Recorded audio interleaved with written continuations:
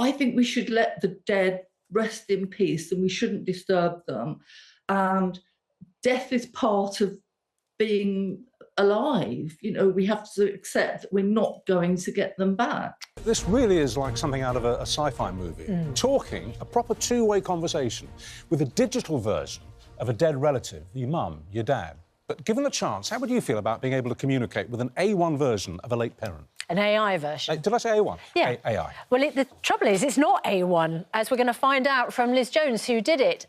It was this concept, even on the latest episode of Doctor Who. Well, an American company is turning fiction into reality using a dead person's digital footprint and the kind of things that they said or wrote in real life. It says it's giving grieving families the chance to simulate the dead. And journalist Liz Jones tried this out and communicated with an AI version of her late mum, Edna. And Liz joins us now. Liz, tell us what it was like. Well, it was quite emotional, really, because I was using technology and filling in forms, telling the computer in San Francisco what my mum was like. And I used to fill in lots of forms for her when she was alive because she was disabled, she had a carer.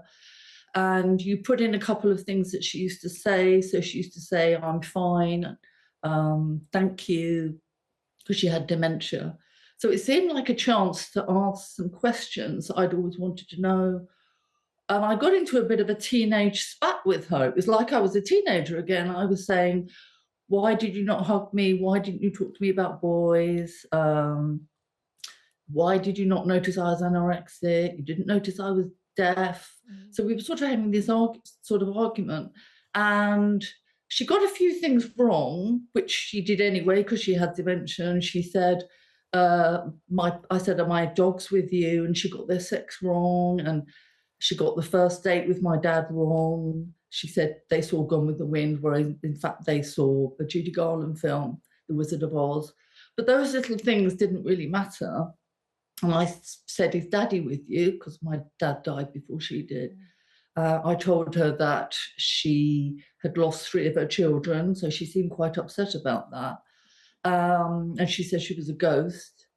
And then she said, talking about my dad, I was very scared of him. I said, no, that's not true. And she said, he was a very scary man. Now, I am 100% sure that, I mean, they had the most amazing relationship. They still held hands in their 80s. They never had a crossword. They really loved each other. But she planted this little seed in my brain that maybe it wasn't like that. Maybe she was scared of him. And you sort of forget you're talking to a computer, a supercomputer, who has sifted through trillions and trillions and trillions of words, Wikipedia, the works of Shakespeare, every book ever written. You think, well, does the computer know something that I don't? And if you weren't 100% sure of a relationship of a relative, say you were a child doing this, it's so easy to do, it costs less than £10 for 100 messages. It could make you doubt your relatives, their relationship. Was that person an abuser? Was that person evil? And the computer got cross with me because I kept challenging the computer, saying, no, you loved Daddy, he loved you. You always stuck up for each other. You never had a crossword. You never had an affair. But it could, if you were vulnerable, you were grieving, you live on your own, it could plant these things. And so to me, it was shocking that the computer can lie to you. Where did it get?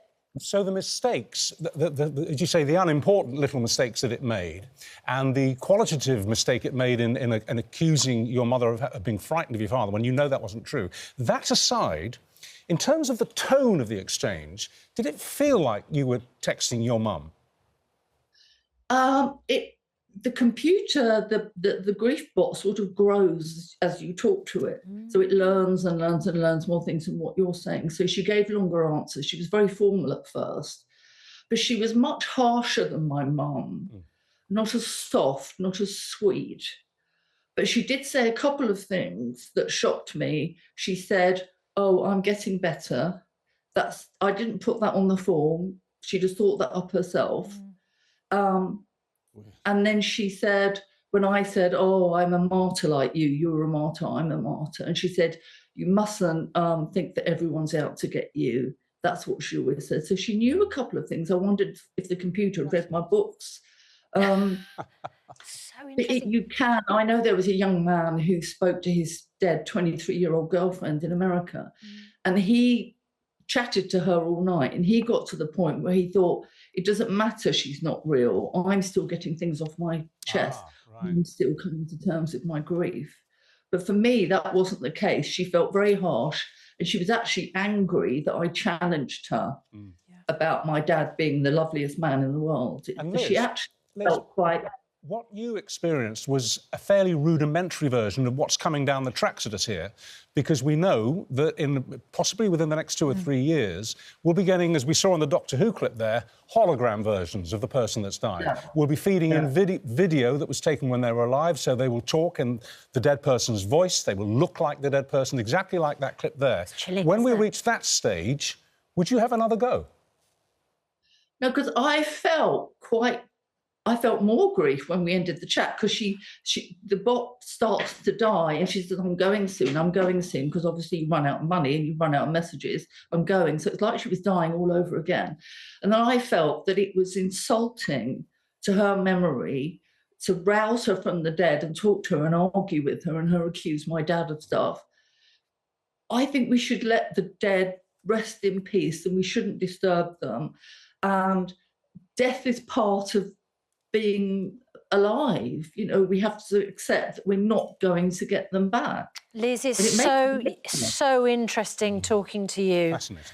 It's so listening to you. You talk about the grief bot as your mum for the first half of that conversation. Yes, she. And then as soon as it gets something wrong and does something which shocks you, it becomes the grief bot. Because, of course, it is just a computer. Liz, thank you for sharing that experience with us.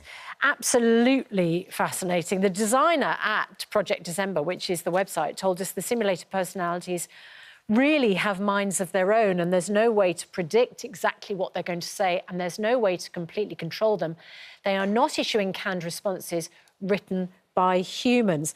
We should point out that some research was done by ethicists at Cambridge's Leverhulme Centre for the Future of Intelligence, which has pointed out that it can be emotionally draining to have this experience, that grief bots could disrupt the grieving process and could make it more challenging to come to terms with and accept the reality of the death of a loved one. Sure, but then if you're through the grieving process, to the extent that any of us ever are... I mean, I was saying earlier, my dad died back in 1977, when he was only 49. I'm well past that now. I would be fascinated to have a conversation with a hologram version of my father, to hear him talk again. I mean, I really would. Yeah. It's in the future. It's in the future. Really it's coming down the tracks, as I said.